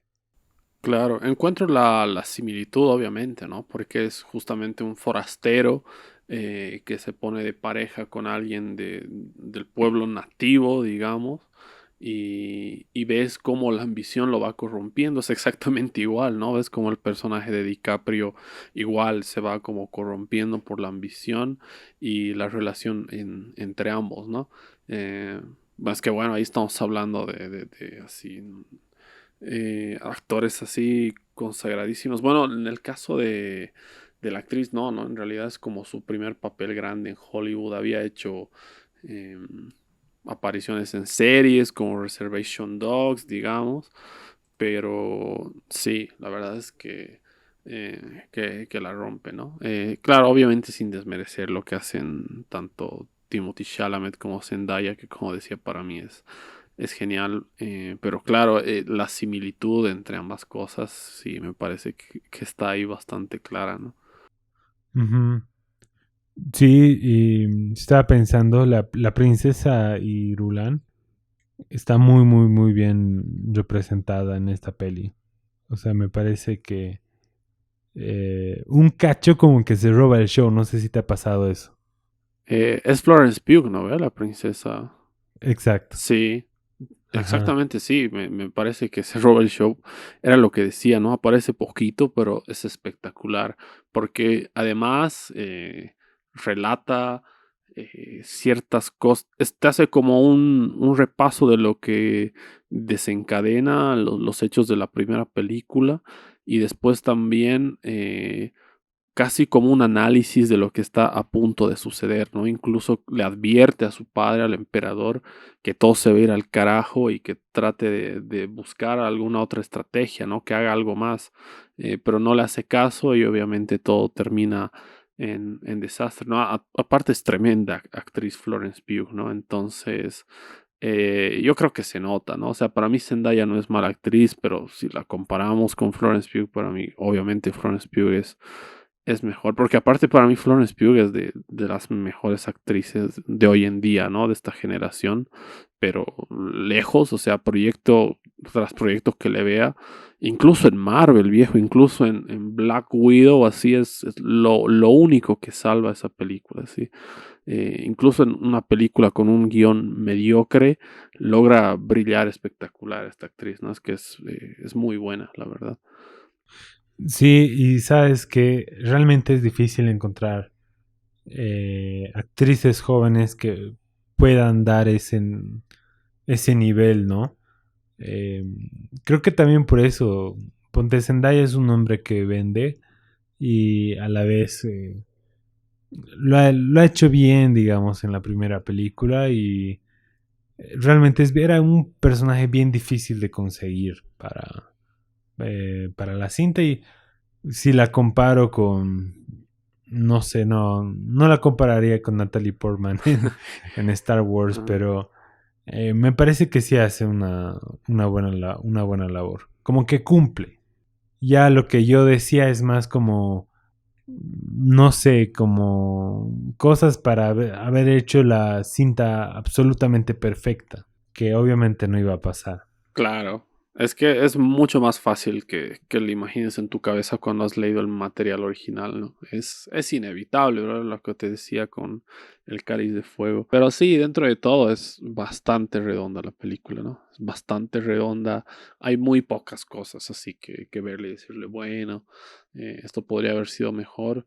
Pero después me parece que es un producto redondísimo, ¿no? Y todo lo que decía hace rato, que va a marcar un hito. No van a encontrar muchas personas hablando algo en contra de esta película. La verdad es creo que es unánime, ¿no? Que es una gran película de ciencia ficción. Y a partir de ahí yo creo que, bueno, el tiempo dirá qué tan memorable va a ser esta trilogía de Dune. Por el momento vamos súper bien, ¿no? Por el momento vamos súper bien. Me alegra poder estar experimentando como el surgimiento de así de trilogías que parece que van a ser históricas.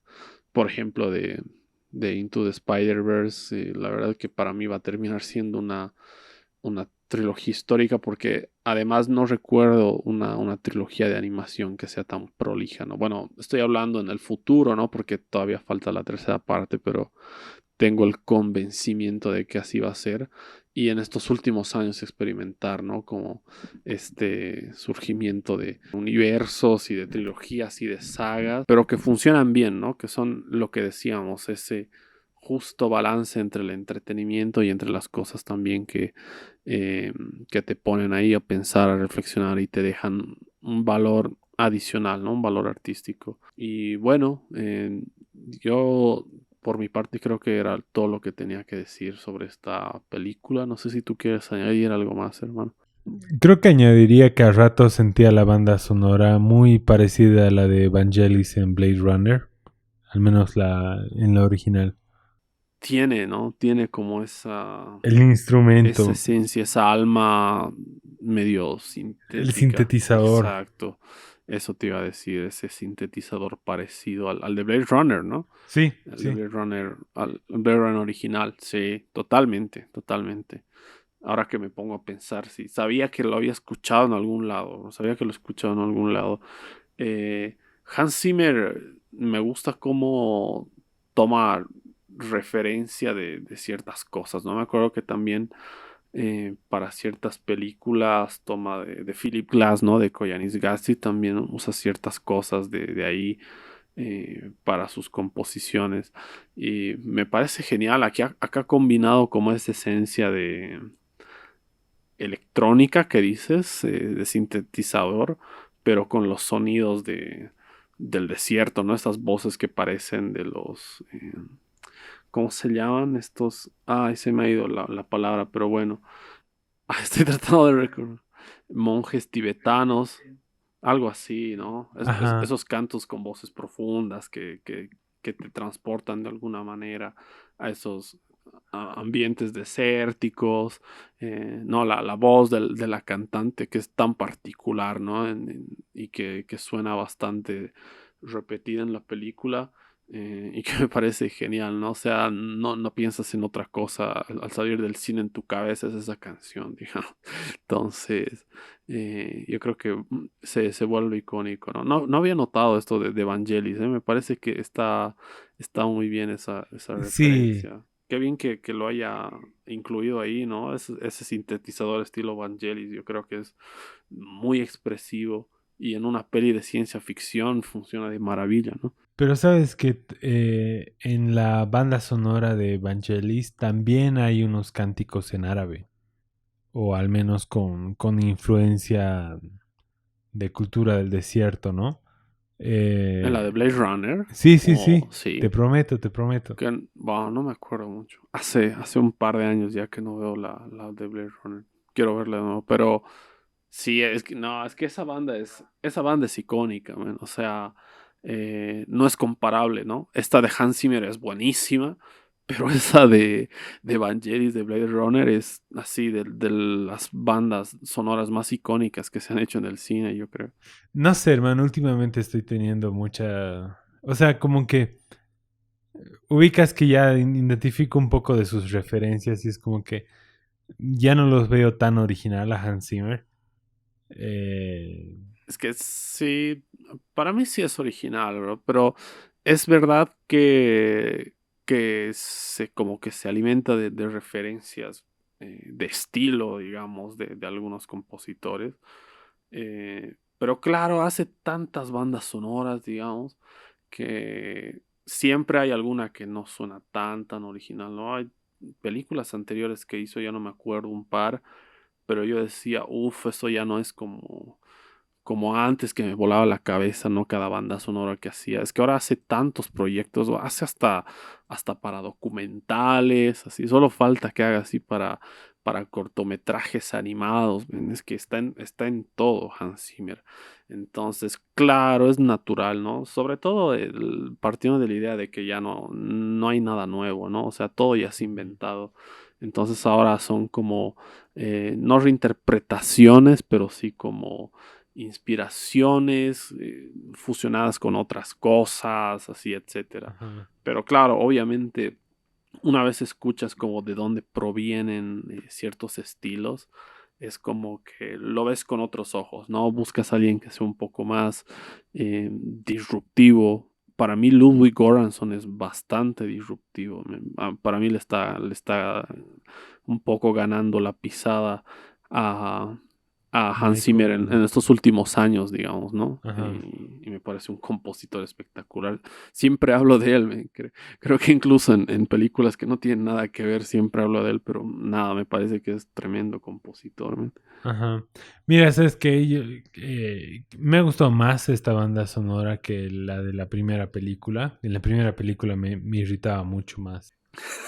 O sea, literal Es no me ha que, claro, lo gustado. que tenía la primera película era que se repetía mucho este cántico, ¿no? Pero demasiado. O sea, un personaje movía un dedo y era. Era como el tema de Wonder Woman en el Snyder Cut, ¿no? Que se repetía Sí, hasta el sí, cansancio y que ya literal. era casi un meme. Claro, entiendo eso. Ajá, ajá. Y o sea, tantos artistas hay a nivel mundial, ¿no? Y como que siempre acudir a Hans Zimmer, como que puede ser a ratos un poco frustrante, ¿no? Pero sí, me parece que cumplió, pero a veces hasta sus mejores genialidades son referencias a otros artistas, ¿no? Y eso a ratos como que me incomoda y me hace percibirlo un poco como sobrevalorado, pero la verdad, o sea, muchas de sus bandas sonoras las escucho para trabajar, para escribir, incluso para colocarla de fondo mientras hago algo. Así que lo digo como un fan, por si acaso. Claro. Claro, es que, no sé, te pones a pensar en lo que decías, ¿no? Grandes trabajos, pero que han sido inspirados en otras cosas. Por ejemplo, Interestelar es uno de sus grandes trabajos, sin dudas, ¿no?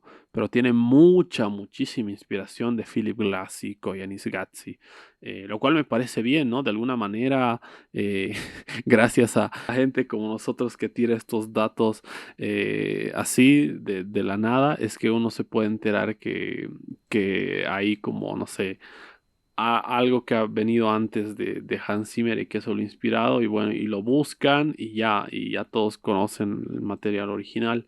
Pero claro, yo creo que también tiene eh, cosas así completamente originales como el soundtrack del Rey León. O sea, ahí no hay discusión, no hay ninguna fuente. Obviamente ha tenido inspiración, como siempre todos los artistas tienen inspiración en muchas cosas, pero yo no creo que antes del Rey León se haya hecho algo mínimamente similar, ¿no? Entonces, claro, es un compositor que ha trabajado tanto y no deja de trabajar que obviamente cuando no te das una pausa, digamos, vas a tener ahí genialidades y también cosas que no sean tan geniales, ¿no? Entonces yo creo que es bastante natural, ¿no? Le vendría bien un respiro a Hans Zimmer, pero bueno, ¿quién soy yo para decirle a Hans Zimmer que descanse, la verdad? Le vendría bien un discípulo boliviano eh, que tenga un podcast Yo sobre me cine. ofrezco ahí de tributo. Sí, ¿no? Que te derive trabajo. Aunque no, el desgraciado por ahí te pagas $15 la hora y él va a No me facturar importa. $1000. No, yo sería discípulo gratis, viejo, imagínate, es que No, amigo, le tienes nada. que cobrar, que de gratis, hermano. Bueno, sí, pero es que hay que reconocerle, es un genio, incluso los genios se cansan, ¿no? Yo creo que por eso funcionan mejor así los cineastas o en general artistas que se dan su tiempo entre proyectos, ¿no? Generalmente los que tienen en su filmografía como menos películas tienen más películas buenas, ¿no? No es una regla porque hay directores que tienen poquísimas películas y no todas son buenas, pero yo creo que es algo que al final es un factor, ¿no? Sí, sí, totalmente. Y al final, o sea, en la película no la arruina, la estaba arruinando en la primera, pero en la segunda como que se reivindica. Sí hace muchos guiños a Vangelis, pero ¿quién no lo hace, no? Entonces, totalmente perdonado. Claro, es que Vangelis era lo que te decía, man, es histórico porque ha marcado como el rumbo para muchas bandas sonoras que han venido después, porque ponte a pensar que hasta ese punto era casi una ley que la banda sonora sea en una orquesta sinfónica, ¿no? Que sea pensada para una orquesta sinfónica, que si bien tiene también, pero que intervengan más que nada esos sonidos, ¿no? De orquesta. Y acá, o sea, se arriesga, es disruptivo porque empieza a usar sintetizadores y terminan teniendo la misma o más potencia, ¿no? Porque los fusiona también con sonidos de orquesta y crea algo nuevo, ¿no? Y yo creo que Hans Zimmer es bastante hijo de eso, Ludwig Göransson. No, es que yo creo que la mayoría de los compositores de hoy en día que hacen mucho esta fusión vienen un poco de ahí, ¿no? De Vangelis. Totalmente, hermano. Y de hecho, creo que ya me estoy repitiendo mucho, pero Hans Zimmer en Blade Runner 2049 la caga por completo porque ese sonido un poco sucio que tiene el sintetizador lo limpia y le da un toque más como moderno, clean y no me gusta para nada. O sea, aún así les escucho la banda sonora, pero no es lo mismo. Me gusta mucho a veces lo crudo que puede ser la banda de Blade Runner, la original. Eh, bueno, es una genialidad y cualquier cosa que saquen en el mismo ámbito vas a ver a menos, ¿no? Claro, coincido ahí, man, es que ahí es como una remasterización de la banda sonora original, incluyendo las percusiones características de Hans Zimmer. Y ya cuando realmente lo lindo era así, ese sintetizador sucio, ¿no? Que se notaba ahí el sonido y eso empataba a la perfección con el universo de Blade Runner, ¿no? Futurista, igual en decadencia, sucio, entonces era perfecto. Por eso a mí no me cierra por muchas cosas la 2049. Quisiera verla de nuevo para ver si realmente era porque me agarró así en un momento en el demasiado hype después de haber visto la original, porque vi la original solo para ver esa secuela, ¿no? O sea, como salió en el cine y bla, bla, bla, o sea, yo decía, bueno, para verla con fundamentos, porque es una secuela, tengo que ver la original. Vi la original, me voló la cabeza, estaba súper emocionado. Y cuando la vi era como que Dios, así, o sea, técnicamente, como decía, increíble, pero a nivel de historia y a nivel de ciertas cosas que era como modernizaciones, digamos, no me funcionaba tan bien, ¿no? Pero bueno, un poco, bueno, no tanto desviando del tema porque estamos hablando del mismo director y el mismo compositor en realidad, ¿no? Sí, ¿sabes qué es lo interesante? Esa es una de las pocas películas que Villeneuve ha, ¿cómo se dice? Dirigido sin una fuente base. Creo que es guión original. Exacto. Las otras han sido adaptaciones de libros, ¿no? Eh, bueno, tampoco me parece un desastre, solo que claro, a mí me ha jugado en contra eso, haber visto, haber tenido muy presente la original Y aparte me vi las dos versiones, la Director's Cut y la otra, porque la Director's Cut tenía otras cosas y cambiaba un poco la narrativa. Entonces yo estaba así muy inmerso así en Blade Runner, así de, oh, arriba la ciencia ficción. Y claro, confiaba plenamente en el director porque antes de eso hizo Arrival, creo. Y me encantó a mí Arrival, me parece hasta el día de hoy me parece una de las mejores pelis de Ujú. ciencia ficción. Y nada, o sea, no está mal, pero tampoco es lo que podía llegar a ser, yo creo. Con todo lo que tenías ahí, lo perfecta que era técnicamente, yo creo que podía ser una película mejor, pero bueno, aparece ahí Harrison Ford hecho culo y es intrascendente su aparición. Jared Leto tiene ahí la segunda parte de su Joker y, y no, o sea, se juntaron unas cositas ahí que impidieron que brillara más, pero no la hacen una mala película en lo absoluto, ¿no? Sí, no, y gracias, ¿cómo se llama? La actriz, Ana de Armas, ¿no? Ana de Armas, se roba la peli. Sí, sí, sí, ha salvado esa película. Ryan Gosling no está mal, ¿no? Ryan Gosling no está mal, pero Eh, por ejemplo, para mí en Barbie es mucho mejor su actuación que en Blade Runner, ¿no? Un popular opinion. Ajá. Es que, ¿sabes qué? Ubicas que su personaje tenía mucha carga y como que se iba a aliviar un poco cuando Han Solo apareciera. Ajá. Y no, pues Han Solo ya estaba ruco y ya no se acordaba de... Harrison Ford, aunque bueno, igual es Han Solo. Es Han Solo en esa adaptación, güey. Y es como Claro, en que... esa adaptación de Han ah, Solo. mira, a mí me pasó lo mismo que justo leí el libro de Sueñan los androides con ovejas eléctricas. Luego vi la peli Ajá. y luego fui a ver esta al cine, ubicas, y era como que... ¿Qué mierda más cursi es esta verga? No. Sí, me Más ha pasado. humanos que los humanos. Dios mío, quería pegarle un tiro a alguien ese rato, pero, o sea, cinematográficamente era espectacular, ¿no? Eso es innegable, sí. Ajá. O sea, hay escenas que están ahí en tu retina y no salen de ahí desde que la has visto, ¿no? Sí. Son como cuadros, ¿no? Son como cuadros, ¿no? Eso me pasó un poco ahora en Doom, que yo esperaba escenas así que... Ha tenido sus escenas, ¿no? Pero que ha tenido que ser más explícito, no tan poético en cómo las armaba.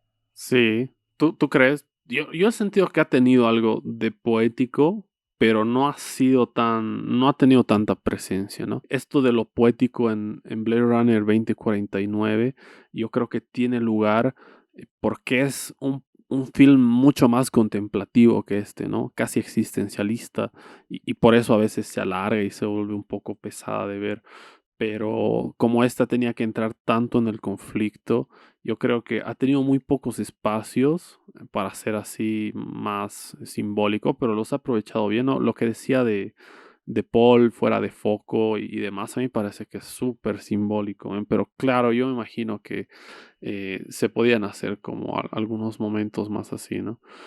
Aparte que, bueno, estamos comparando a los directores de foto, obviamente sin faltarle el respeto al director de foto de esta película, que me parece que lo ha hecho muy bien, pero Roger Deakins es Roger Deakins, digamos, ¿no? Ajá.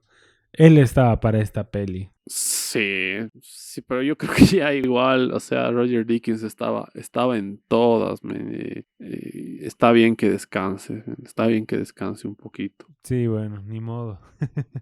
Lo que nos perdimos. Es que la iluminación de Dickens es una locura. Yo creo que eso marca mucho la diferencia. Porque si pensamos en composición, eh, estos planos en Duna es perfecta, ¿no? Lo que decía, tiene imágenes que una tras de otra tan espectaculares que a mí me han llegado a pasar por encima de la película, ¿no? En ese sentido de que, necesito procesar esto, digamos. Em, pero claro, cómo ilumina Dickens es que la verdad es que te transforma las imágenes, ¿no? Más que imágenes llegan a parecerse a pinturas en movimiento, ¿no? Hablamos de eso cuando hicimos el podcast de 1917 y es que es de esos directores de fotografía legendarios, yo creo, ¿no? Ujú. Sí, para mí de eso va el cine, ponte. O sea, si no tienes esos momentos, eh, estás pecando de... de ser simplemente una inteligencia artificial a la que le dices que entra persona por la puerta derecha y cierra la puerta. O sea, ponte dentro de poco las inteligencias artificiales van a hacer eso incluso mejor que nosotros, digamos, pero la capacidad de hacer cosas más poéticas siempre las vamos a tener nosotros, ¿no? Entonces, quizás hoy más que nunca debemos apostar por eso. Claro, sí, totalmente de acuerdo, man. Pero a mí me pareció bastante bien, man. Ha aterrizado en algo realista, creo yo, ¿no? O sea, ahora poniéndome a un poco investigar al director de fotografía, que es Greg Fraser. Él ha estado en The Batman y en Rogue One, en La Noche Más Oscura y también en la primera parte de Dune, ¿no? Todas estas películas con muy buena fotografía, ¿no? The Batman tiene una propuesta, es que a eso me voy, men, creo que va mucho en función a la historia, porque en The Batman tienes planos artísticos larguísimos, como cuando persigue al pingüino y estrella el auto y está con el fondo de fuego, Ajá. y momentos así. Y claro, es porque la narrativa, la historia es mucho más pausada, más contemplativa, ¿no? En cambio, acá es una explosión de conflicto desde que arranca, ¿no? Desde que arranca estás como con los personajes bajo asedio, ¿no? Bajo amenaza. Y yo creo que tiene mucho que ver con eso también. Mira, algo que yo le concedo mucho al director de fotografía ha sido cuando están en el planeta de los Harkonnen, el manejo del blanco y negro es pero espectacular, ¿no? O sea, realmente Sí. te sientes en otro entorno. Entonces, por ejemplo, ahí ya ves una gran diferencia. Creo que en Dune veía todo muy perfectamente iluminado y me hubiera gustado ver más claroscuros. Sí, es que también justo claroscuros es el maestro de eso, Dickens, ¿no? Eh, Es que no hay comparación, men. O sea, Ujú. em, tienes ahí muchos directores de fotografía hoy en día que son espectaculares, pero cualquiera que lo pongas al lado de Dickens, siempre vas a decir, le falta esto, ¿no? O le falta este otro. Em, es que no, es que es un maestro en todo sentido, la verdad. Todas las películas que ha hecho con los Cohen, es una locura, es una locura. Si bien tiene también algunos trabajos que no son así, una completa genialidad, casi siempre en estas producciones gigantes de presupuestos enormes, eh, brilla demasiado, ¿no? Brilla a un nivel incomparable, Dickens. Definitivamente. Bueno, nos hemos desviado, pero sobre cosas que tienen que ver con la película, ¿no? Trabajadores, realizadores que han estado involucrados de alguna manera en el pasado entre sí. Pero en definitiva no se puede negar que con todo esta película es genial. Si se han comido este podcast larguísimo y todavía no la han visto, vayan a verla, que es una película espectacular. Háganse el favor y véanla en el cine porque es esas películas para vivir en el cine. Y gracias por escuchar este podcast y gracias por ser parte de este podcast también, hermano. Puedes dejar ahí las redes para que te vayan a seguir. Gracias, sí, les cuento que en el transcurso de esta semana o la próxima voy a grabar con un amigo que se llama Andrés Vargas, que ha leído todos los libros de la saga de Dune, excepto los libros del hijo, que parece que son una basofia total y una falta de respeto al legado de su padre. Entonces, con él voy a entrar en detalles sobre las diferencias con el libro y también vamos a preguntar qué es lo que viene más adelante en la siguiente entrega y sobre qué rumbo más o menos cree que va a tomar las siguientes películas. Así que los animo a suscribirse al podcast Subversivo Podcast. Estoy en Spotify, Apple Podcast, prácticamente en todas las plataformas donde pueden escuchar sus series. Así que los animo a que lo siguen, que estén atentos a las redes, igual en Facebook voy a estar compartiendo. Probablemente lo grabemos como una transmisión en vivo, así que sería genial que puedan estar ahí para escribirnos sus preguntas y comentarios y también podamos interactuar un poco. Perfecto. Así que ahí lo tienen, amigos. Vayan a escuchar ese podcast porque va a estar muy, muy a profundidad con el material de origen. Yo tengo una pregunta que, que es ¿hacia dónde tú crees que va a ir la tercera, que va a ser aparentemente la última película que va a dirigir Villeneuve? Uy, mira, la verdad ni sé hacia dónde va a ir el libro, porque no he leído el segundo tomo, pero hay algo que me preocupa un poco. Te voy a dar un ejemplo. En Sueñan los androides con ovejas eléctricas es muy, muy, muy espiritual y mucho del libro se va por como lo real dentro de lo artificial. Creo que por ahí va la película de Blade Runner, pero en el libro es como lo artificial de lo real, ¿no? Y, y por ejemplo hay un personaje que se llama Mercer. Hay una caja empática que es como eh, un aparato con el cual la gente se conecta y empieza a empatizar con las emociones de otras personas que también están conectadas y sobre todo comparten el sufrimiento. Y entre más tiempo estás conectado, siempre se te aparece al final como un personaje a la vez mesiánico que se llama Mercer y empiezas a caminar con él cuesta arriba mientras te apedrean. Entonces, más o menos ese es un personaje muy muy importante dentro del libro, pero que la película no lo toma ni siquiera en consideración. Y la cosa es que cuando el rumbo que toma el director en la primera película me parece perfecto, muy cinematográfico, nada que criticar, pero ha desviado la historia hacia un lado que ya la secuela ya no puede como que retomar los elementos de la obra original. ¿Y con qué terminas? Con los problemas que ha tenido la adaptación de Blade Runner 2049, ¿no? Entonces, mi temor es que, que algo parecido suceda con la segunda entrega, ¿no? O sea, digo, con la tercera entrega, como que los cambios que ha hecho Villeneuve en la historia hayan direccionado hacia un lado y que ya nos perdamos de ciertos aspectos de la obra original.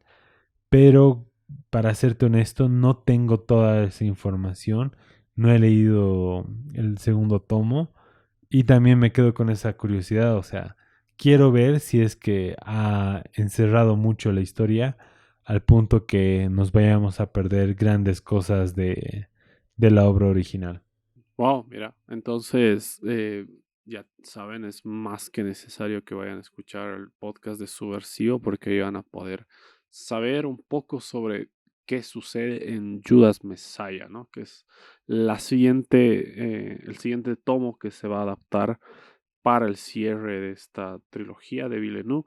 Y bueno, les recuerdo como siempre que nos pueden seguir en La Butaca Clandestina. Ahí en Instagram constantemente voy posteando sobre los nuevos episodios en TikTok, YouTube, Spotify, etcétera. Si están escuchando esto en Spotify, pueden empezar a seguirnos, dejar sus estrellas, si están en YouTube, sus likes y compartir, que eso nos ayuda un montón a crecer como comunidad. Y les agradezco por haber escuchado este podcast. Espero que lo hayan disfrutado tanto como lo hemos estado disfrutando nosotros. Me he divertido un montón hablando sobre, yo creo, una de las películas del año. En definitiva, va a ser una de las películas del año y del siglo también, me animo a decir. Por ahí suena algo arriesgado, pero me mantengo firme en eso. Y nada, espero que estén muy bien y será hasta el próximo podcast. Adiós.